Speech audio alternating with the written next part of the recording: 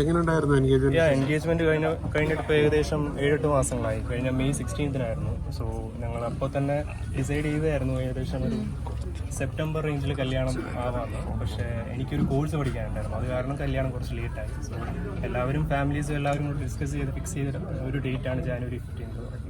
So വളരെ excited ആണ്, എല്ലാവരും ഹാപ്പിയാണ്. 8 വർഷത്തെ പ്രണയം ഭയങ്കര അല്ലേ?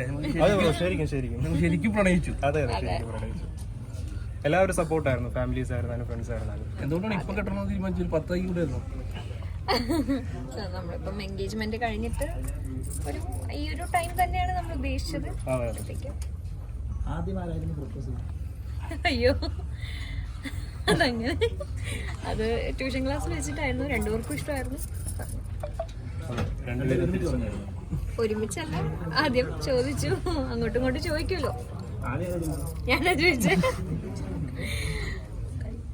അങ്ങനെ അപ്പം എന്തായാലും ഫങ്ഷൻസ് സ്റ്റാർട്ട് ചെയ്യാൻ പോവാണ്. എല്ലാവരും വന്നതിൽ വളരെയധികം സന്തോഷം. ഫങ്ഷൻ സ്റ്റാർട്ട്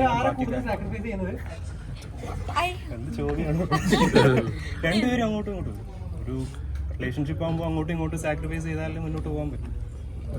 ശരിക്കും കല്യാണം കഴിഞ്ഞിട്ടായിരിക്കും ഇത് കൂടുതൽ അറിയാൻ പറ്റുക അല്ലേ?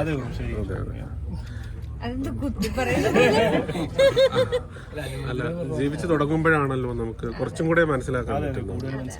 പിന്നെ നിങ്ങളുടെ പ്രണയം ഉള്ളത് കൊണ്ട് തന്നെ അഡ്ജസ്റ്റ് ചെയ്യാൻ ഒരുപാട് പറ്റും.